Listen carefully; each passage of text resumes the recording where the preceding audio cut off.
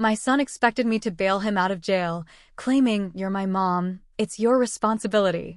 When I refused, he screamed that I was a heartless monster and tried guilt-tripping me. I hung up and said, "Actions have consequences. Learn that in there." I'm a 56-year-old single mom living in Winston-Salem, North Carolina. I work nights as a nurse at the local hospital. Life's been hard, and I never sugarcoat that. I've been divorced for 10 years, raised my son Marcus by myself, and made a lot of mistakes, but none that I regret more than always trying to save him. This isn't some pretty story. This is real. It's messy. It hurts. And yes, it's about revenge. But not the kind with shouting or breaking stuff. My revenge was in action. Cold, hard silence. I stopped saving someone who didn't want to be saved, and in doing so, I finally saved myself. Marcus is my only child. He used to be this bright, goofy kid who loved building things out of Legos and watching cartoons in my bed when he was little. He made me laugh. Back then, I really believed he'd grow up to be something special. Things changed around the time he turned 15. He got quiet, then angry, then careless. He started skipping school, hanging with boys who had nothing going for them. At first, I thought it was just teen stuff, but it got worse fast. I found weed in his backpack. I got called to school for fights. He'd steal small stuff from stores, sunglasses, phone chargers, nothing big, but enough to get a record if he'd been caught. I begged him to go to therapy. He went a few times, then stopped. Said the therapist was a joke. When he turned 18, he moved out, saying I was too controlling. I helped him get an apartment and even co-signed on it, biggest mistake I ever made. He stopped paying rent within 3 months. Got evicted. I paid off what he owed to keep my credit clean. At 19, he got arrested for shoplifting from a Target. I bailed him out. He cried in the car and said he was just trying to get groceries because he was hungry. I wanted to believe him. I gave him money. He bought a PlayStation instead. Then he got drunk at a party and smashed someone's windshield. That was strike 2. I bailed him out again. He told me he'd stop drinking. Next week, I saw pictures on Facebook of him wasted, flipping off the camera. He always had excuses. I didn't ask to be born. If Dad hadn't left, I wouldn't be like this. You don't understand what it's like to feel empty all the time. And every single time, I caved. Because I'm his mom. Fast forward to last year. I was getting ready for a night shift. It was pouring rain, cold, and I was already behind on sleep. My phone rang just as I was about to leave. It was Marcus. He sounded scared, panicked. "Mom, they got me." My heart dropped. "Who?" "What happened?" "Cops. I got arrested. Possession with intent. They found stuff in my car. I didn't know it was there, I swear. And resisting arrest. They said I got aggressive, but I was just scared." "How much is bail?" $2,000. He said it like it was nothing. Like I had that kind of money sitting around. Like it was just my job to fix it. Again. I was quiet for a long time. I felt this weight in my chest that was too heavy to speak under. "I can't do this anymore," I finally said. "What do you mean?" His voice sharpened. "You're my mom. I mean, I'm not paying it. I've done this before. And you haven't changed. You can't be serious," he said. Then louder. "You're my mother. It's your job to help me. You're the only person I have." "No," I said. "I've been your crutch." "That's different. This is on you now." "You're a heartless monster," he screamed. "You're just gonna let your son rot in jail? What kind of parent does that?" "I guess the kind that's finally tired," I said, and I hung up. That was the moment I chose revenge, not revenge on him, but revenge on the years I lost, the sleep I missed, the money I bled trying to save a boy who wouldn't even try to save himself. I went to work that night like nothing happened. Patients needed me. People were dying. And somewhere, my son was in a cell. And for the first time in years, I didn't cry about it. He stayed in jail for 4 months. I didn't visit. I didn't call. He sent me a letter 2 weeks in, full of guilt-tripping garbage, blaming me, saying I ruined him, that if I'd just helped him this one last time, he'd have gotten clean. I didn't write back. I didn't tell his aunt. I didn't tell my coworkers. I told no one. Because I knew what they'd say. He's your son. Yeah. And I've already paid that price. Now it's his turn. 3 months in, I got a call from his public defender. She said Marcus wanted to enter a drug treatment program instead of going to trial. He'd agreed to plead guilty to a lesser charge if they let him do rehab as part of his sentence. She asked if I'd come to court to show support. Said the judge might go easier on him if he had family there. No, I said. He's made it clear I don't count as family unless I'm paying for something. She was quiet. Then she said, well, okay. I'll let him know. The court date came and went. I didn't go. I knew what would happen. He'd go to the hearing, make a sad speech about being abandoned, probably cry a little and beg for a second chance. But not with me. About a week later, I got another letter from him. This one was different. Short. No blaming, no guilt-tripping. Just a few lines scribbled on a folded piece of notebook paper. You're right. I messed up. I'm sorry. That was it. I stared at those 7 words for a long time.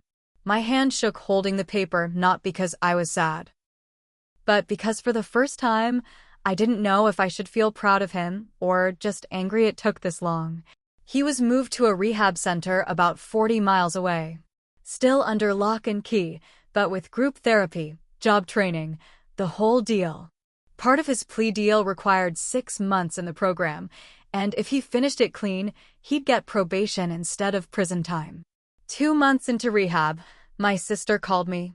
Marcus called me, she said, her voice cautious.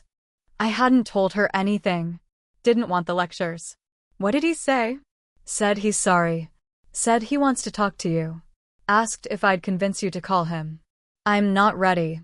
Look, I get it, she said. You did everything you could. But maybe this time it's different. That's what I thought last time. She didn't push. Just said she'd leave it up to me. Then the center called me. One of the therapists said Marcus had listed me as an emergency contact and they needed my signature for something about his discharge plan. I didn't want to go, but something in my gut told me I should. I drove down there on my day off. It was cold, mid-February. Still gray and dead outside. The center was an old high school building they'd turned into a rehab facility. Everything smelled like bleach and stale air. When I walked in, a nurse led me to the counselor's office. And there he was. My son, sitting in a folding chair, looking smaller than I remembered. He didn't smile. Didn't even look me in the eye. Hi, he said. I sat down across from him. Hi. The counselor looked between us. Marcus asked for this meeting. I'll step out so you two can talk. The door clicked shut. For a few seconds, we just sat there. Then he said, I don't blame you. That hit harder than anything he'd ever screamed at me. Because it was real. Because I saw the shame in his face, not just the anger. I used to, he added. I used to think you were the reason I kept screwing up. But I see now I was using you as an excuse. You did more for me than I ever deserved. I didn't say anything. I wanted to believe him. But part of me was still angry. Still tired. I'm not asking you to forgive me, he said. I want to be better. I want to be someone you can be proud of. Even if you never talk to me again. He looked up at me then. And I saw it, the boy I used to know. Under the weight, under the mess, he was still there. I stood up. We'll see, I said. And I walked out. Prompt, add more story twist, but still keep the details consistent. No ending yet, continued. More twists. I didn't call him after that. I didn't visit again either. I needed to know if he meant what he said. Not just in a therapist's office with a counselor nearby, but out in the real world. Without me watching. About a month after that meeting, I got a call from a strange number. I let it go to voicemail. When I listened to it, my blood ran cold. Hi, Ms. Taylor. This is Officer Henson with the Winston-Salem Police Department. We need to talk to you about your son, Marcus. Please call us back as soon as possible. My heart dropped. I thought I knew. This was it. He'd relapsed. Maybe he'd overdosed. Maybe he was back in jail. My hands shook as I called them back. The officer answered right away. Thanks for calling. Your son's okay, but he's been involved in something serious. What happened? He reported a theft at the rehab center. Said one of the staff members was smuggling prescription drugs and selling them to residents. He gave us names, dates, even recorded a conversation. I sat there stunned. He was part of it at first, the officer said. But then he backed out. Said he wanted out of that life. He gave us enough evidence to start an investigation. We arrested 2 employees last night. I didn't know what to say. After everything, he turned someone in? I thought you should know, the officer added. Your son's not in trouble. In fact, what he did might have saved a few people's lives. Some of the residents were overdosing. He stepped up. When I hung up, I just sat on the couch and stared at the floor. It was like whiplash.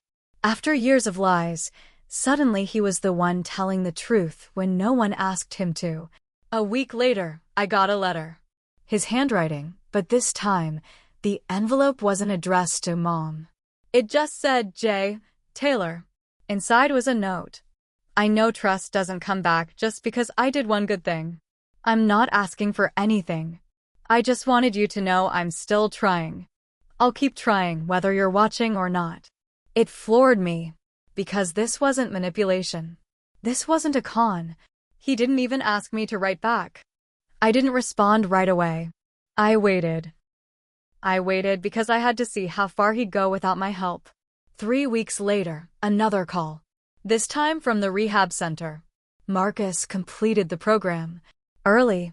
He was one of the best participants we've had. He's been offered a spot at a halfway house and a part-time position here as a junior counselor. He's working there? I asked. Starting next week. He earned it. He's got a long way to go, but he's come far. And then came the twist I never expected. They said he'd started leading a support group for young men who grew up without fathers. He called it Fatherless Sons Anonymous. I looked it up. It was real. A few members even posted about it online. They said Marcus spoke the truth, didn't sugarcoat anything, and held them accountable. I didn't know whether to cry or be angry at myself for not believing it could happen. Then one of the moms of a boy in the group reached out to me on Facebook. Your son helped save mine, she wrote.